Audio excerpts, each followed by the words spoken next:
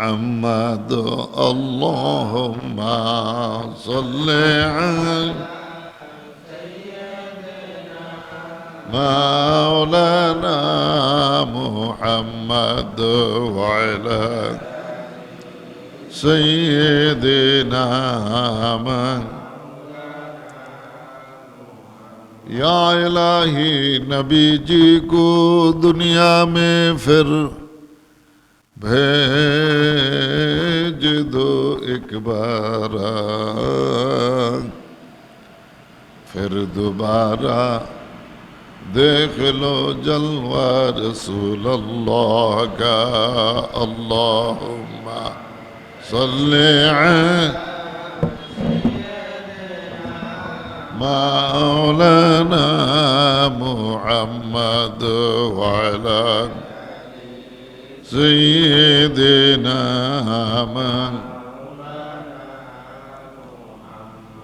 अम्मा बाद मोहतरम हाज़रीन अस्सलामु अलैकुम व रहमतुल्लाहि ताला व बरकातुहू। আমি আপনাদের সামনে रसूल पाक सल्लल्लाहु ताआला अलैहि वसल्लम हादीस शरीफ থেকে কিছু অংশ আমি তেলাওয়াত করেছি। এই হাদিস শরীফের মধ্যে রাসূলুল্লাহ সাল্লাল্লাহু তাআলা আলাইহি ওয়াসাল্লাম যখন মেরাজ শরীফ গমন করেছিলেন ওই সময়কার কাহিনী আমার নবী মুহাম্মদ সাল্লাল্লাহু তাআলা সাল্লাম বর্ণনা করেছেন।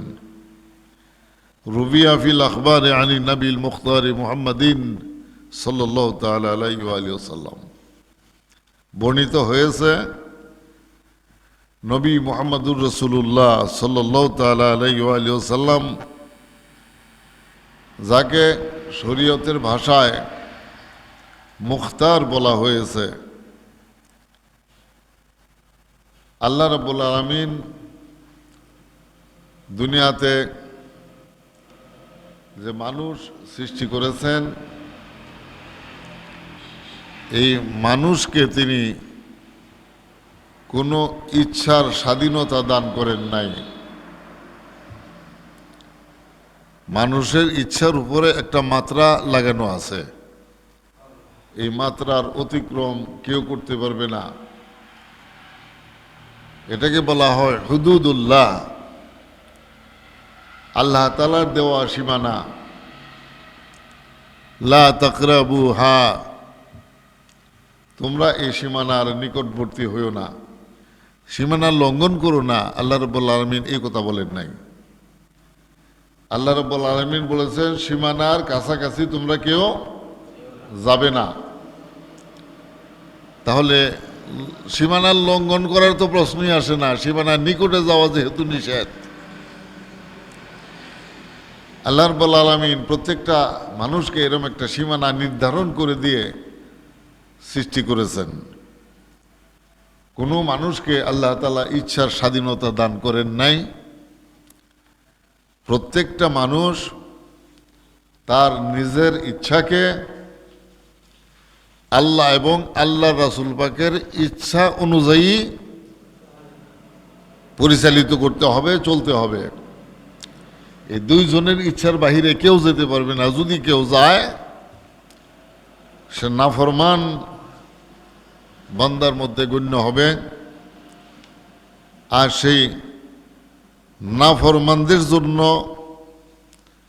আল্লাহ রাব্বুল আলামিন কঠিন শাস্তি সংরক্ষণ করে রেখেছেন। তিনি উল্লেখ করেন ইন্না জাহান্নামা মখলুকাতুম মিন গাযাবিল্লাহি, এটি জাহান্নাম। আমার হুজুর পাক যখন জিজ্ঞাসা করেছিলেন জিবরাইল আলাইহিস সালামকে যে ভাই জিবরাইল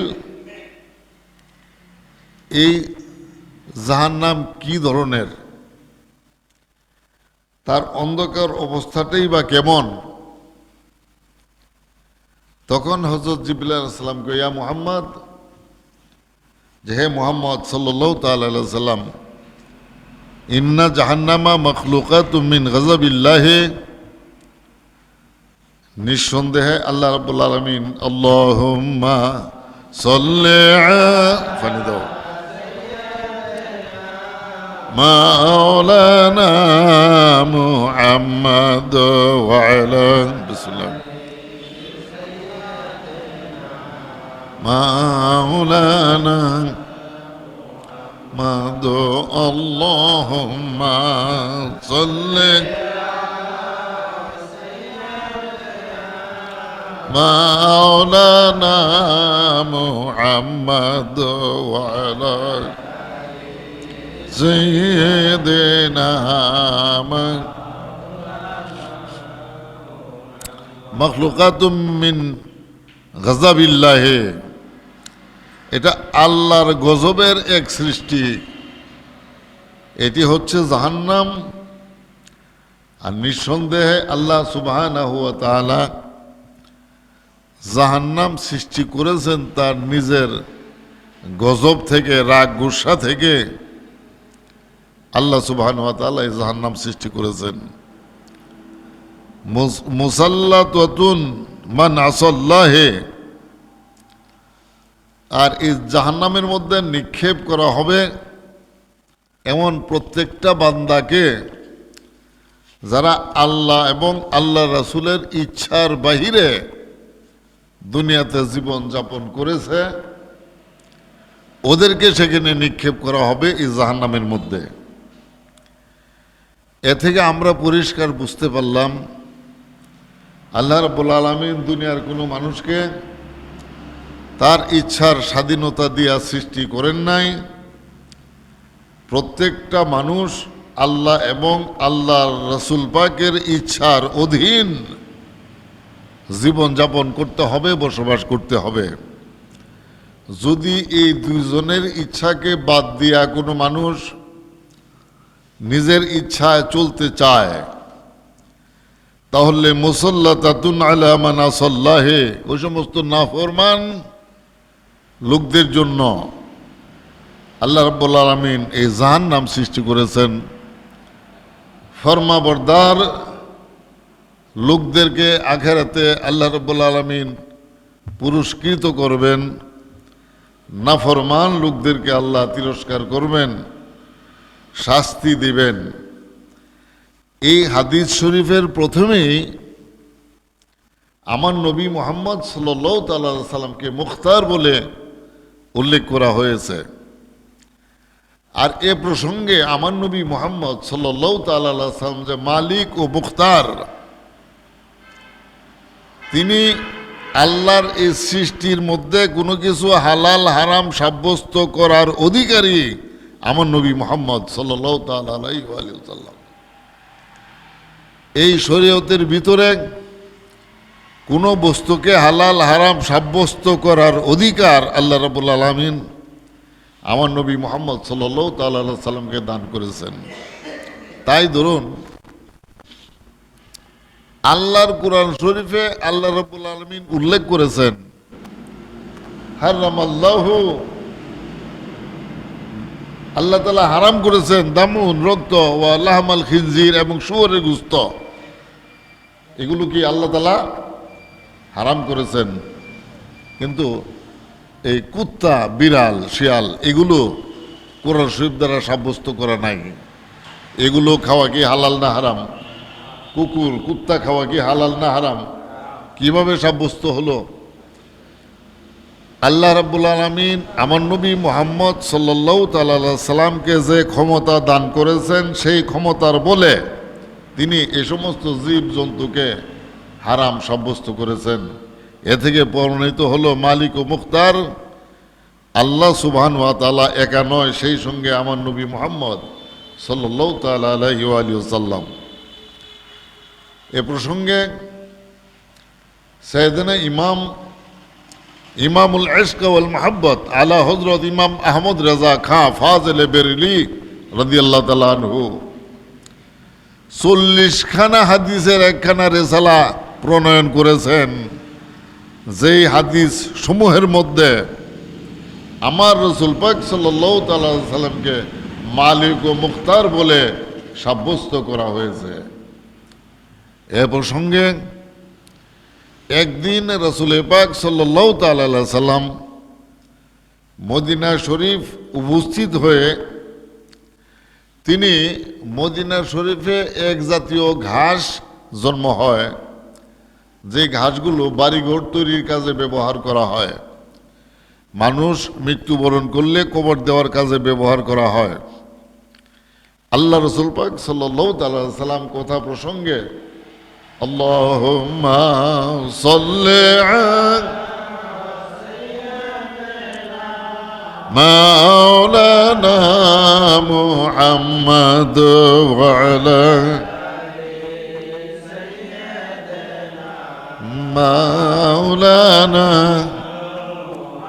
সাহাবায়ে কেরামের সামনে হুজুর পাক সাল্লাল্লাহু তাআলা সাল্লাম ইরশাদ করলেন, যেভাবে বাবা ইব্রাহিম আলাইহিস সালাম পবিত্র নগরী মক্কা শরীফকে হারাম ঘোষণা করেছেন, ঠিক ওই একইভাবে আমি আমার এই পবিত্র নগরী মদিনা শরীফকেও হারাম ঘোষণা করলাম। সুবহানাল্লাহ বলেন। সাহাবায়ে কেরামের আকীদা ছিল এটাই, রাসূল পাক সাল্লাল্লাহু তাআলা সাল্লাম পবিত্র জবান মোবারকে যিনি তা পেশ করেন, আল্লাহ রাব্বুল আলামিন তার সেই জবান মোতাবেক কামকাজ করে দিয়ে থাকেন। যেহেতু রাসূল পাক নিজের জবান মোবারক থেকে জাহির করেছেন আমি এই মদিনা শরীফকে হারাম করলাম, সাহাবায়ে কেরামের বিশ্বাস যে নিঃসন্দেহে আল্লাহ তাআলা এই মদিনাকে হারাম করে দিবেন। এবার সাহাবাগণের মধ্যে কয়েকজন চিন্তা করলেন, তাহলে ওই আজখার জাতীয় ঘাস যেটা অত্যন্ত প্রয়োজনীয়, যেহেতু আল্লাহ রাসূল মদিনা শরীফকে হারাম করেছেন, এইবার আজখার পর্যন্ত কাটা যাবে না, কর্তন করা যাবে না, এটাও হারাম হয়ে গেল। সাহাবী দাঁড়ায়া হুজুর পাক সাল্লাল্লাহু আলাইহি ওয়াসাল্লামের সামনে উল্লেখ করলেন, ইয়া রাসূলুল্লাহ হে ইল্লাল আজখার, হে আল্লাহর রাসূল আপনি মদিনা শরীফকে হারাম করেছেন, আমরা এটা মেনে নিয়েছি, তবে আজখার ব্যতীত আপনি মদিনা শরীফকে হারাম করুন। কারণ এই আজখার মানুষ ইন্তেকাল করলে তাকে কবর দেওয়ার কাজে ব্যবহার হয়। আমাদের বাংলাদেশি এক জাতীয় ঘাস আছে, যে ঘাসকে সন বলা হয়, আছে না এরকম এক জাতীয় ঘাস? ওই সনের মতোই এই আজখার জাতীয় ঘাস, ঘর তৈরির কাজে এই ঘাসগুলো ব্যবহার হয়। তাই তিনি আরজ করলেন, যদি আপনি আজখার সহ মদিনা শরীফকে হারাম করে দেন, তাহলে 20-25 মাইল দূর থেকে আজখার কেটে এনে নিজেদের বাড়িঘর তৈরি করতে হবে, মানুষ মৃত্যুবরণ করলে তার কবরে ব্যবহার করতে হবে। কাজেই আপনি আজখার ব্যতীত এই মদিনা শরীফকে হারাম করুন। আল্লাহ রাসূল পাক সাল্লাল্লাহু তাআলা আলাইহি সাল্লাম তার এই বক্তব্য শুনে সঙ্গে সঙ্গে বলে দিলেন, ইল্লাল আজখার, আজখার ব্যতীত আমি এই মদিনা শরীফকে হারাম ঘোষণা করে দিলাম। আর আল্লাহ রাব্বুল আলামিন আমার হুজুর পাক সাল্লাল্লাহু তাআলা আলাইহি সাল্লামের ইচ্ছা মোতাবেক আজখার ব্যতীত মদিনা শরীফকে হারাম সাব্যস্ত করে দিলেন। এইবার আপনারা দেখুন, মক্কা শরীফ যেরকম হারাম, মদিনা শরীফকেও ওই রকম হারাম ঘোষণা করা হয়েছে নবী মুহাম্মদ সাল্লাল্লাহু তাআলা আলাইহি সাল্লামের তরফ থেকে। এখন এই নিষিদ্ধ জায়গার মধ্যে কোনো খুন খারাপি চলবে না, ঝগড়া ফাসাদ চলবে না। প্রত্যেকটা মানুষ শরীয়ত মোতাবেক এই অঞ্চলের মধ্যে যে এলাকাটুকুকে হারাম ঘোষণা করা হলো, এর মধ্যে সাবধানে চলাফেরা করতে হবে। তাহলে যে সমস্ত লোকেরা পবিত্র নগরী মক্কা শরীফে আশ্রয় গ্রহণ করলো, শত্রু বাহিনী তার সামনে থাকার পরেও তাকে আক্রমণ করতে পারবে না। এটা আল্লাহ তাআলার তরফ থেকে সাব্যস্ত করা হারাম অঞ্চল। ঠিক ওই রকম এই মদিনা শরীফও আল্লাহ তাআলার পক্ষ থেকে রাসূলুল্লাহ সাল্লাল্লাহু তাআলা সাল্লামের মাধ্যমে অঞ্চলকে হারাম করা হলো। এক পর্যায়ে দেখা গেল যে মদিনা শরীফের মধ্যে কোনো কিছু আক্রমণ করা, মারধর করা যেরকম হারাম, মক্কা শরীফেও হারাম। এখন রাসূল পাক সাল্লাল্লাহু তাআলা আলাইহি সাল্লাম যখন একদিন মক্কা শরীফ দখল করে ফেললেন বিনা রক্তপাতে, এক গণ অভ্যুত্থানের মাধ্যমে রাসূল পাক সাল্লাল্লাহু তাআলা আলাইহি সাল্লাম মক্কা শরীফ দখল করে নিলেন। নেওয়ার পর রাসূল পাকের যে সমস্ত শত্রুগণ ছিল এদের মৃত্যুদণ্ডের ঘোষণা দিলেন। নবী মুহাম্মদ সাল্লাল্লাহু তাআলা সাল্লাম এদের মৃত্যুদণ্ডের ঘোষণা দিয়া দিলেন এবং সেই সঙ্গে তিনি বলে দিলেন, যদি ওমান দাখালাহু কানা আমিনা। আল্লাহ রাব্বুল আলামিন কয়, এই পবিত্র ঘর মক্কা শরীফের নিকটে এই ঘরের মধ্যে যে প্রবেশ করলো সে নিরাপত্তা লাভ করলো। এই বক্তব্য কার? আল্লাহ তাআলার। ওয়ালিল্লাহি আলান নাসি হিজ্জুল বাইতি মান ইসতাতা ইলাইহি সাবিলা ওমান দাখালাহু কানা আমিনা। এই মক্কার ঘরের মধ্যে এই মক্কা শরীফের নিকটে যে লোক প্রবেশ করলো আল্লাহ রাব্বুল আলামিন তাকে নিরাপত্তা দান করেছেন। আল্লাহ তাআলা যদি নিরাপত্তা দেয়, এই নিরাপত্তা লঙ্ঘন করার ক্ষমতা কার আছে বলেন? আছে কারো? কেউ পারবে না। তখন রাসূলুল্লাহ সাল্লাল্লাহু আলাইহি সাল্লাম মক্কা শরীফ দখল করে কিছু মানুষের মৃত্যুদণ্ড দিলেন। মৃত্যুদণ্ড দেওয়ার পরে কিছু লোকের নাম ঘোষণা করলেন যে ইকরামা যদি কাবা শরীফের গিলাফের ভিতরেও আশ্রয় নিয়ে থাকে সেখান থেকে তাকে ধরে এনে হত্যা করো। এই অর্ডার কার?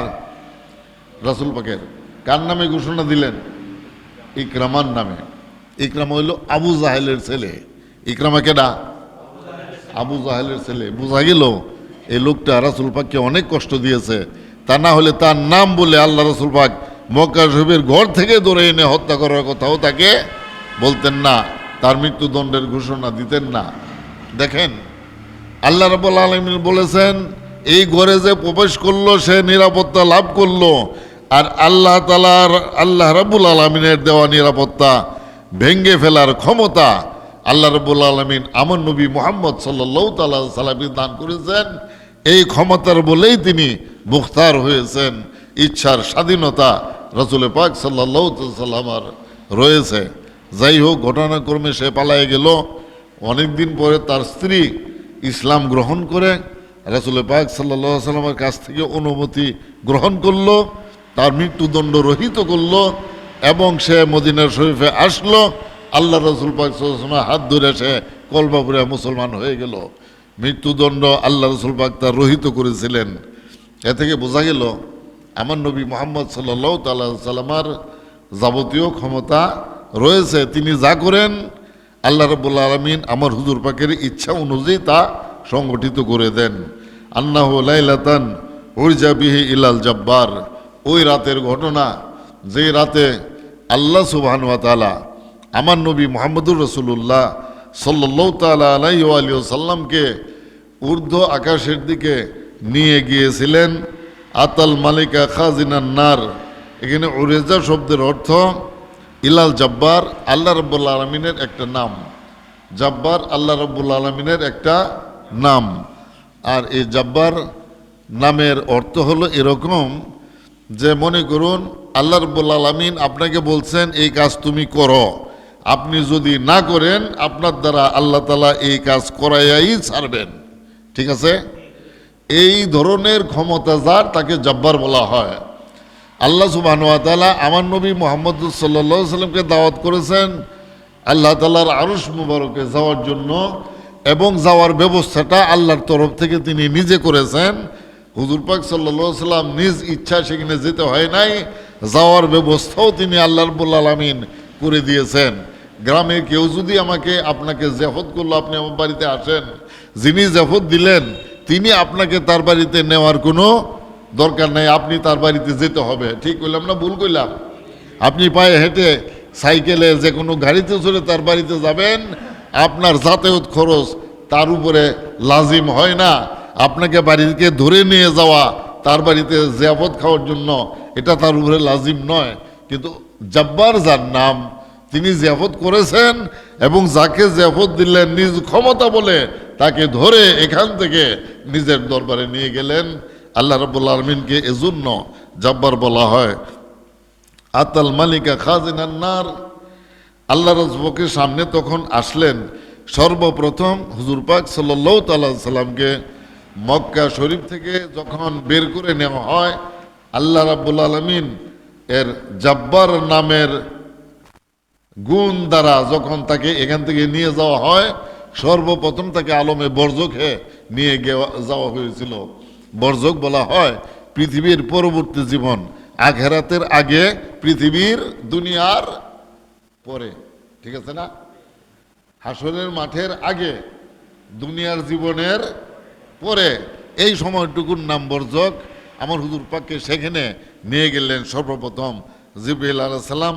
আতাল মালিকা খাজিনান নার, হুজুর পাকের সামনে তখন দুজখের যে কর্তৃত্ব, যার হাতে মালিক, তিনি হুজুর পাকের সামনে আসলেন।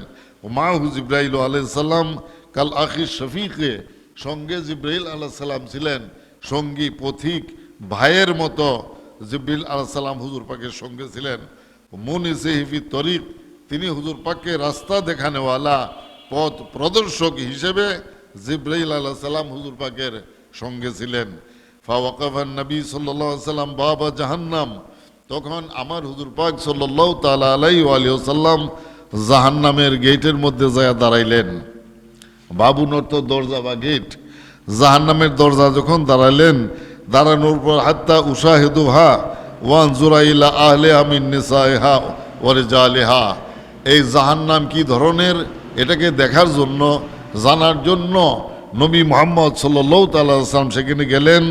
এবং সেই জাহান্নামের মধ্যে আমার হুজুর পাকের উম্মতগণের মধ্য থেকে নারী এবং পুরুষগণ কেমন কঠিন শাস্তির মধ্যে লিপ্ত রয়েছে, এগুলো পর্যবেক্ষণ করার জন্য আল্লাহ রসুল পাক সেখানে গেলেন। প্রথমে উল্লেখ করা হয়েছে মহিলাদের কথা। নেসাউন শব্দের অর্থ মহিলা। নেসাউন শব্দের অর্থ কি? মহিলা। এখানে হুজুর পাক বলেন ওয়ানজুরা ইলা আহলিহা মিন নিসাইহা, দুজখের মহিলাদেরকে প্রথম দেখার জন্য তিনি ইচ্ছা করলেন। ওয়া রিজালিহা, মহিলাদের পরে আল্লাহ রসুল পাক পুরুষ লোকদের কথা উল্লেখ করেছেন, এবং মহিলাদের পরে পুরুষদের অবস্থা দেখার জন্য। এই কথার হাকিকত হলো এটা যে হুজুর পাক সাল্লাল্লাহু আলাইহি ওয়াসাল্লাম সেখানে যাইয়া যা দেখলেন জাহান্নামের মধ্যে, দুজখের মধ্যে, ওই দুজখের অধিবাসীদের মধ্যে উল্লেখযোগ্য সংখ্যক মানুষ হচ্ছে মহিলা। বেশিরভাগ মানুষ কি মহিলা। আল্লাহ রসুল পাক যে দয়াল নবী, এজন্য নিজের দয়ার কারণে যাদের সংখ্যা সবচাইতে বেশি সেখানে, তাদের অবস্থাটাই তিনি আগে দেখতে গেলেন। ওয়ারেজালেহা, পুরুষদের সংখ্যা ছিল সেখানে কম, তাই তাদেরকে তিনি পরে দেখতে গেলেন জাহান্নামের মধ্যে। হ্যাঁ, ওয়ারেজালেহা ফারাফা মালিকুনি তবকাল আলা। আল্লাহুম্মা সাল্লি মাওলানা মুহাম্মদ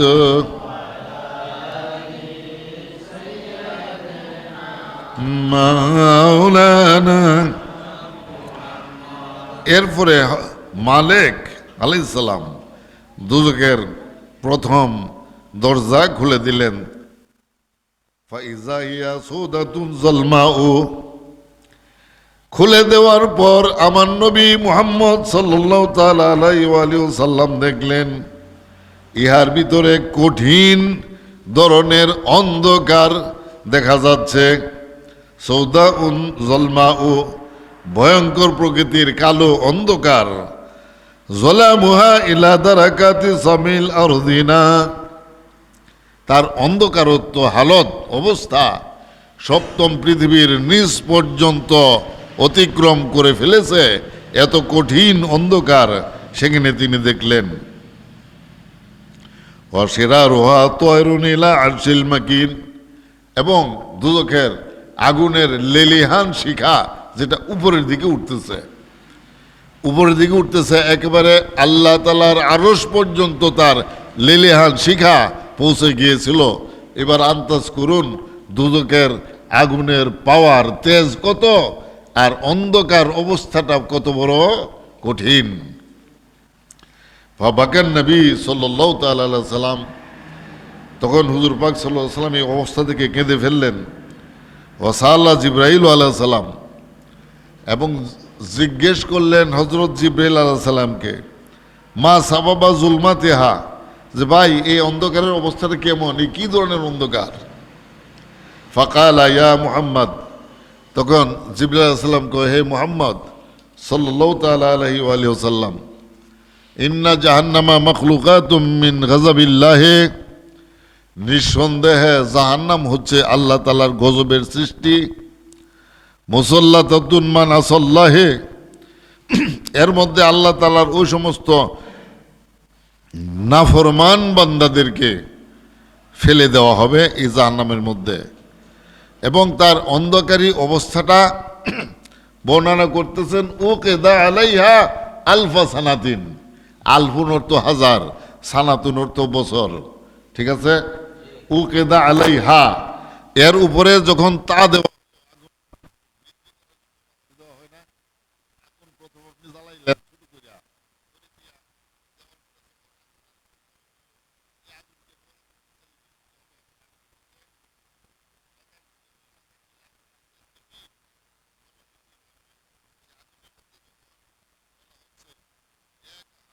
বছর পর্যন্ত যখন আগুনের মধ্যে তা দেওয়া হলো, হাত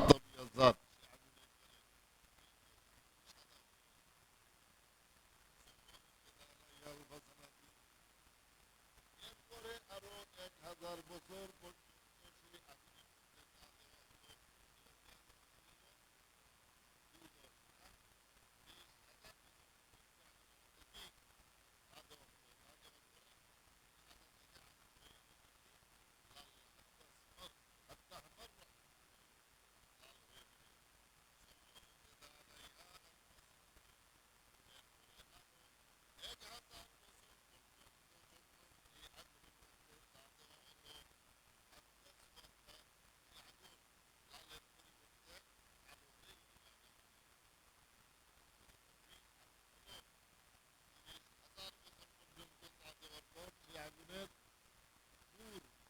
রহিত হয়ে গেল, অন্ধকার অবস্থা বৃদ্ধি পায় গেল গা।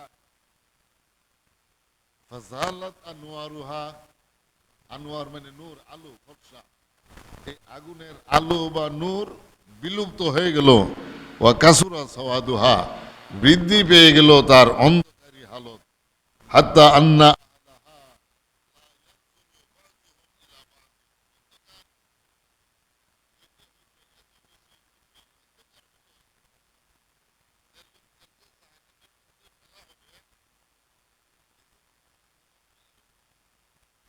মধ্যে দেখছেন না যারা জেল হাজতে গেছে, আমি তো গেছি না, তবে যারা গেছে তাদের কাছে আমি শুনছি, হাজতের ভিতরে নাকি মানুষ একেবারে খুব চাফাচাফি কইরা এর ভিতরে কষ্ট দিয়া মানুষকে রাখা হয়। হাজত দুদকের অবস্থাটাও এরকম হবে, লাগানো থাকবে, যাদেরকে দুদকে ফেলা হবে। এখন আল্লাহ রাসূল বলতেছেন যে যার সঙ্গে যাকে লাগায়া ফেলা হলো দুদকে, সে তাকে দেখতে পাবে না। এবার বুঝেন কত বড় কঠিন অন্ধকার হলো। হাত্তা আন্না আহলাহা, এই দুজকের অধিবাসীগণ, লা ইয়ানজুরু বাযুহুম ইলা বাযিন, সে তার পাশের দুজকি লোকটাকে তার নজরের দ্বারা সে দেখতে পারবে না। ওয়া ইন্না লাহা সাবাতা আবওয়াবিন,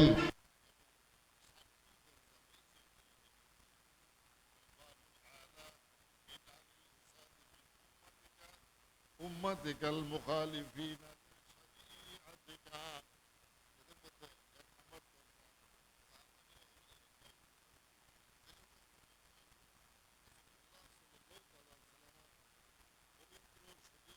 তাকে অমান্য করল। এবং এদের মধ্যে আরো অনেক লোক রয়েছে, এই পর্যন্ত শেষ নয়, সেই শরীয়তের মধ্যে সে ভুল পর্যন্ত আবিষ্কার করেছেন। কিভাবে সেটা আপনারা জানেন? আমাদের দেশে 1961 সালে এই দেশের যিনি প্রেসিডেন্ট ছিলেন, তিনি কি করলেন, আল্লাহুম্মা সাল্লি আলা মাওলানা মুহাম্মদ।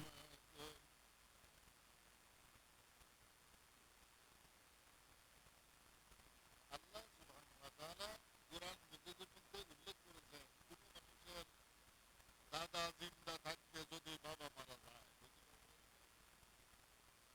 দাদা জিন্দা থাকতে যদি বাবার মৃত্যু হয়, তার বাবার মৃত্যু হলো সে দাদার সম্পত্তির অধিকারী হবে না।